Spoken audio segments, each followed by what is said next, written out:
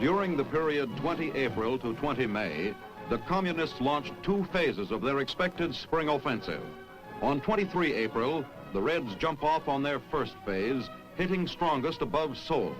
UN troops are forced to withdraw south as British and Belgian contingents hold off the Communists in a spectacular rearguard engagement. A secondary action of this phase hits in the Hwachon Reservoir area.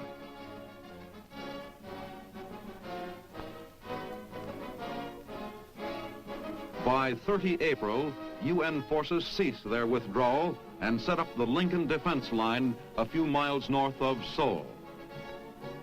In the central sector, UN troops withdraw south of the Pukhan River, and in the east, ROK forces pull back to Yangyang. From 1 May to 16 May, there is only minor enemy activity as the Communists build up for the second phase, and UN forces recover some ground north of Seoul. UN air forces strike at targets of opportunity. The second phase begins on 17 May with the heaviest attack in the central sector southwest of Inji and east of Chonchon. Heavy casualties are inflicted on the Reds in this area. On 20 May, the UN forces shorten their line north of Seoul, strengthen positions in the central sector, and move to plug a gap caused by the collapse of 2 ROK divisions.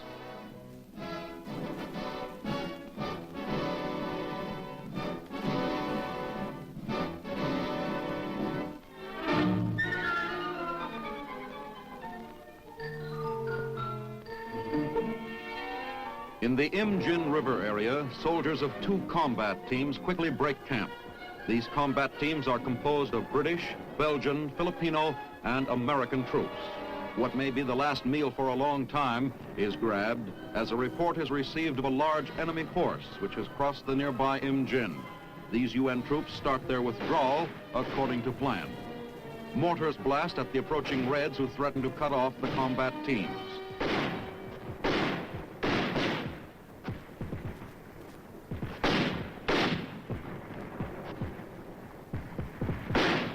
The withdrawal starts south, down the main highway that passes through Wijeonbu to Seoul. Hit by an enemy shell, this UN truck tractor burns. Due to machine gun and mortar fire from infiltrated enemy troops, the convoy halts. Men take cover and wait until the way has been cleared.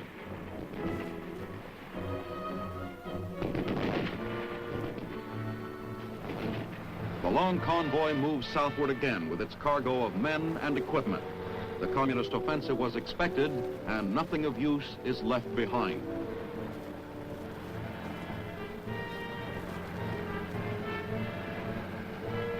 En route, battalion commanders discuss the situation. In Wijeonbu, a sign aptly states the result of war's devastation on the town.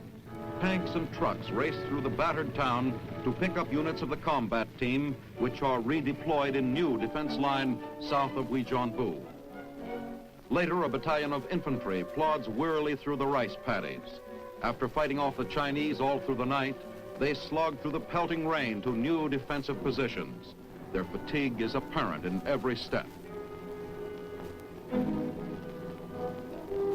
A little more water doesn't seem to matter much as they wade a swollen stream.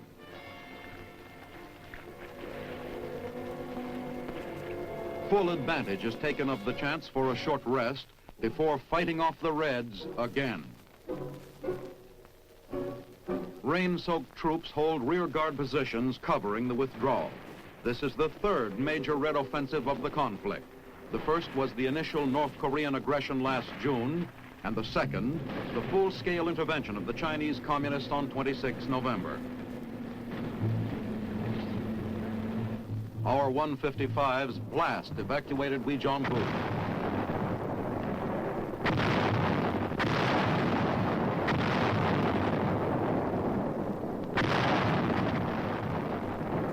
Withdrawal continues as UN firepower takes a terrible toll of Chinese.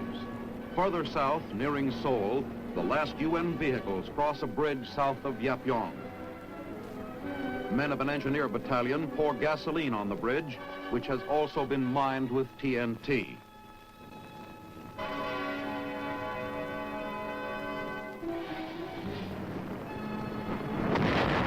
The bridge is destroyed. Communist human sea tactics against our superior firepower is costing them dearly for each mile they advance.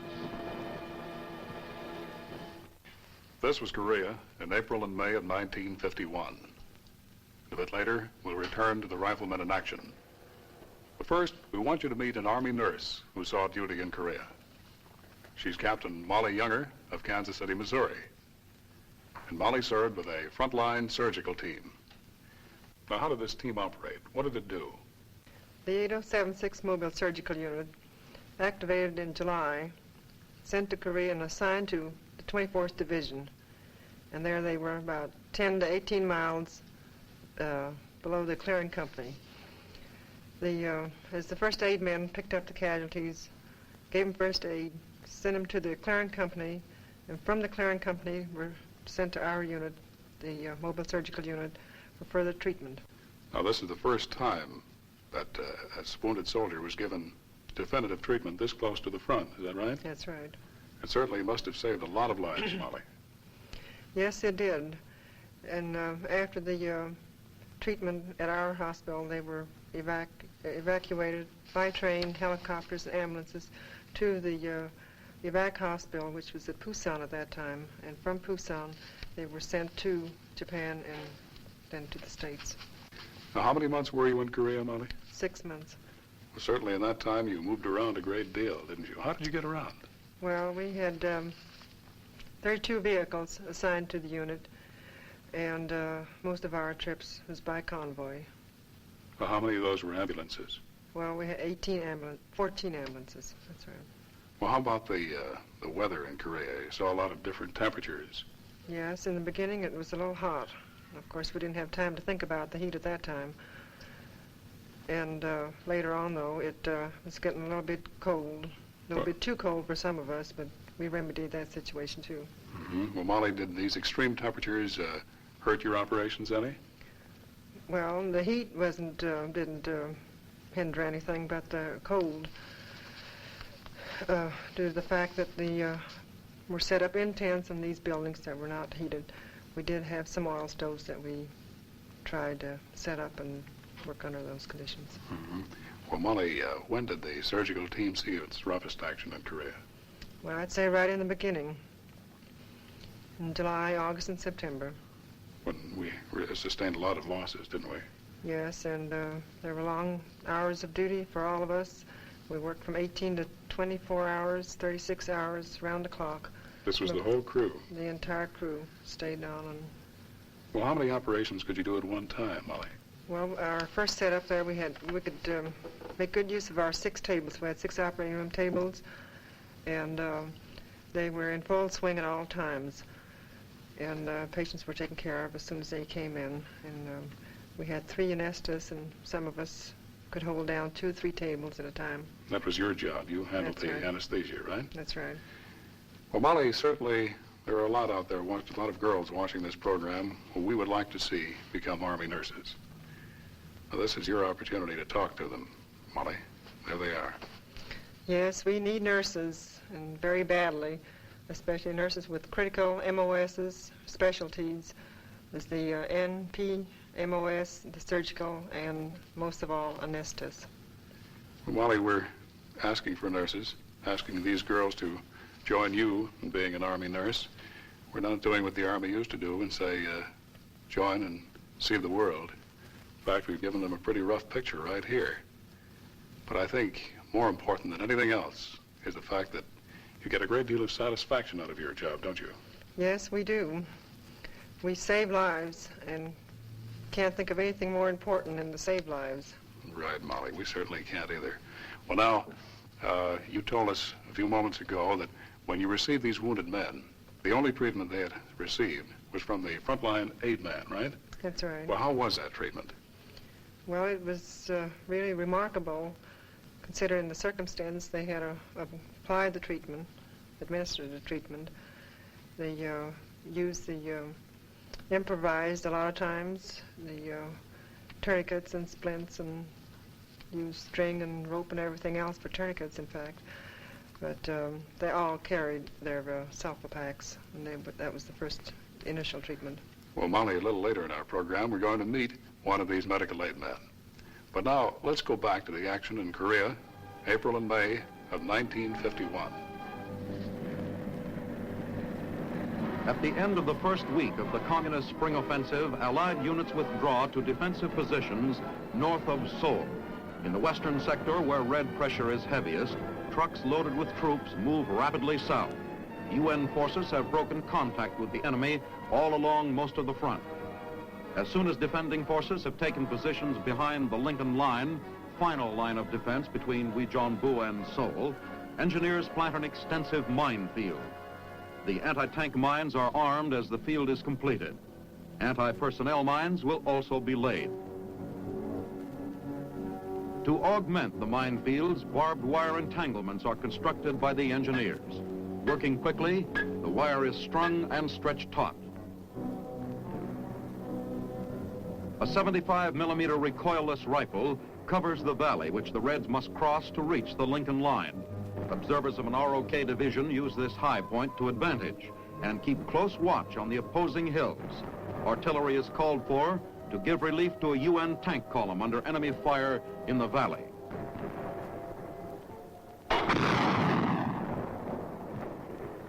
HE shells blast the distant hills, giving support and cover to the withdrawing tanks.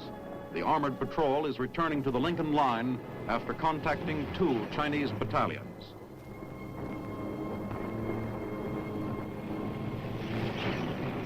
A tank nudges a Korean hut aside to clear the field of fire for a roadblock.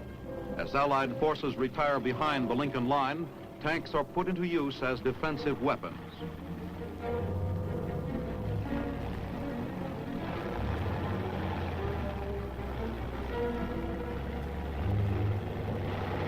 The heavy firepower of the artillery is ready.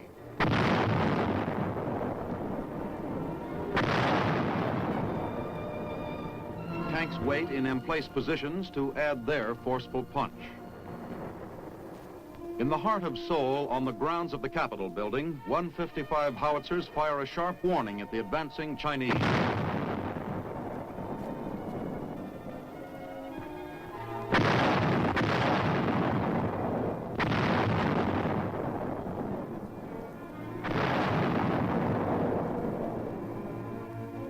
The artillerymen improved their emplacements within view of the Capitol. Although earlier the South Korean government warned the populace to leave, almost 500,000 remained in the city, showing confidence in our ability to hold despite the growing menace of the Red advance. The government was finally forced to order the evacuation. Only then did the people leave. The UN troops remained on the Lincoln Line to write the next chapter in the defense of Seoul.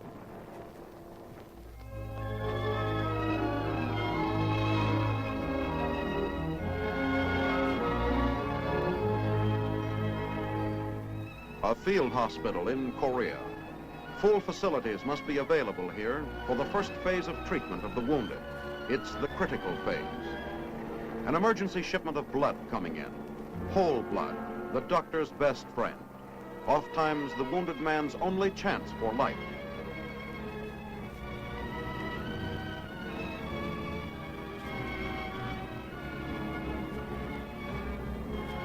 Donated in New York or San Francisco or St. Louis, typed, stored, and shipped with the strictest scientific care, it's here, where it's needed. After first aid treatment at an aid station, wounded men are brought to the field hospital. Here they are given only the necessary treatment to put them in shape for speedy evacuation to a base hospital, where every benefit of modern medicine and surgery is available.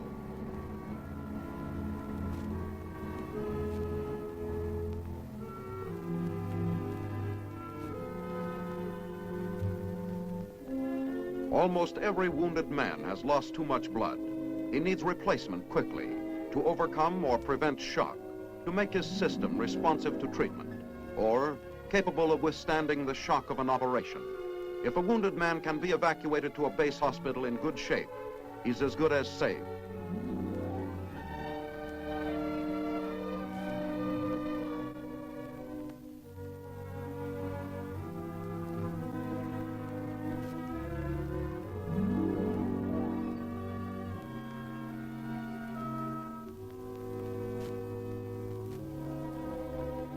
Drop by drop, a young man's precious life is saved for his loved ones, for his country.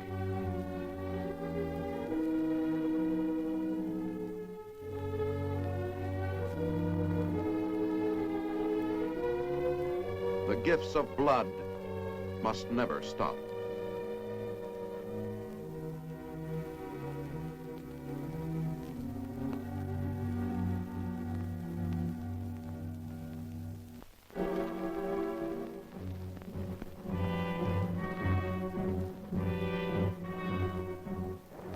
Troops of the UN forces move along a barbed wire barricade on a ridge near the town of Tokso, part of the line of defense against the communists in this sector.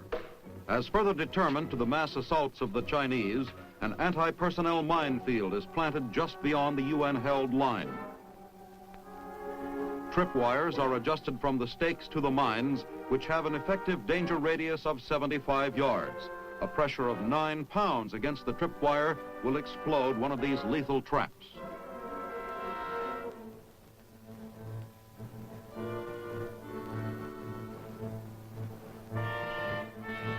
Until the field is completely sown, each wire is marked by a lightweight plate. On the road bordering the minefield, tanks and infantrymen of a recon company survey the defense line. The next morning, the road is strewn with the bodies of 24 members of an enemy patrol which tried to infiltrate during the night. One red soldier still lives. Men of the recon company cautiously move the wounded man onto the road from the gully. The communist is apparently in great pain, but the combat-wise soldiers, used to the tricks of a treacherous enemy, search him for concealed weapons or possible booby traps. In the shelter of one of our tanks, first aid is given to the wounded man.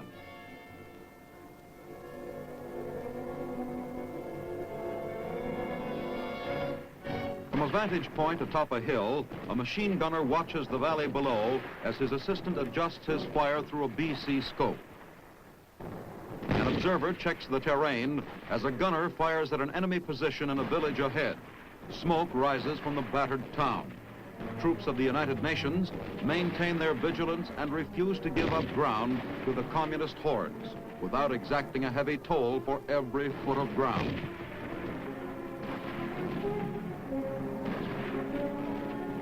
A returning tank brings news that the infiltrating Reds have been routed from the village.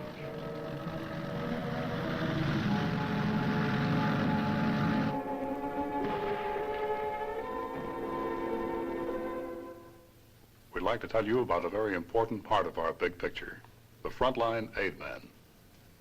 These are the men who so often are saluted by the men they serve, the riflemen, for the work they do in caring for our wounded under fire, many times while they themselves are hit. Here's Sergeant Mike Proputnik, who saw duty with the Army's 3rd Division in Korea. Mike was an aid man there. Well, let's talk about these aid men, Mike. You travel right with the rifle company, don't you? That's correct. There's 4 aid men and a litter team along with the rifle company. We go and attack and take care of the wounded and evacuate them as soon as possible. How about the terrain over there? That makes it a little rough for the evacuation, doesn't it? It does. We look over the terrain before we go in and find the quickest way possible for evacuation that can be done. Well, how do you get them off these hills, Mike? Well, we have these Korean litter bearers, civilians, and they can move out a lot faster than we can. They know the terrain also. They know how to climb those hills? That's correct. Well, now, what equipment do you have with you to treat these wounded men? Well, we have a first aid kit which handles emergency treatment along with the company. Yes, it is. This is it right here, And this Mike. is it right here. And with it, we've got the first aid packet, which each soldier uses. along, which he carries with himself so they can. This is right on his belt, every combat soldier. And we've got the triangle bandage, which can be used as a sling, or it can be used for anything else if necessary. Mm-hmm. And then we've got the compressed bandage, which we use on larger wounds to cover areas which the first aid packet don't cover. And then we've got our tags, which we mark our patients with if we have the time, which tells of the treatment and when they've been treated.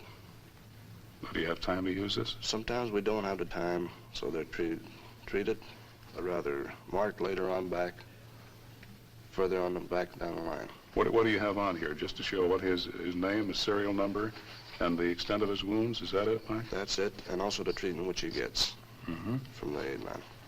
Right. Well, Mike, there's an old expression in the Army, the pill roller. Certainly that does not apply to the frontline aid man. No, it doesn't. The frontline aid man wouldn't be called a pill roller. He hasn't got time to roll pills. He takes care of the wounded and evacuates them as soon as possible, whenever it can be done. Yes, and he's doing some very important medical work, Mike. He's giving this man the first treatment he receives. It's got to be good and it's got to be quick. That's right. And while you're treating this man over here, or 2 or 3 over here, you get another call from medic from the other side of the hill, huh? That's right. Right. Well, Mike, we certainly will not use that expression with the frontline aid man, pill roller, because we have all the respect in the world for you men.